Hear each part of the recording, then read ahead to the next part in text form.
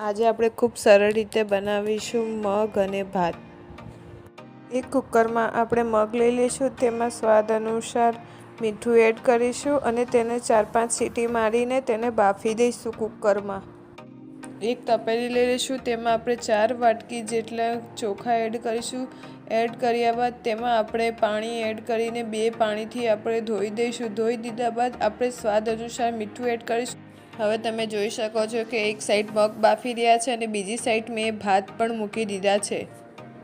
હવે કઢાઈ લઈ લીધી છે, તેમાં મેં તેલ પણ એડ કરી લીધું છે। હવે આપણે તેમાં રાઈ એડ કરીશું, ત્યારબાદ જીરું 1 ચમચી, 1 ચમચી હિંગ અને સમારેલા ટામેટાં અને મરચાં એડ કરીશું।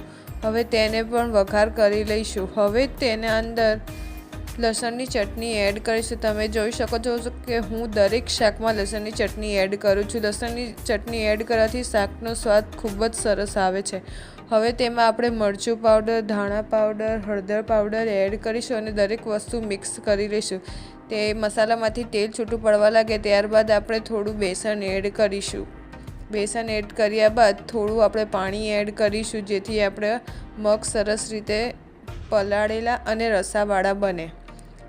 ત્યારબાદ આપણે હવે બાફેલા મગ એડ કરીશું। મગને મસાલામાં સરસ રીતે મિક્સ કરી દીધું છે। હવે તેમાં આપણે છાશ એડ કરીશું। છાશ બી તમારા સ્વાદ અનુસાર તમે એડ કરી શકો છો।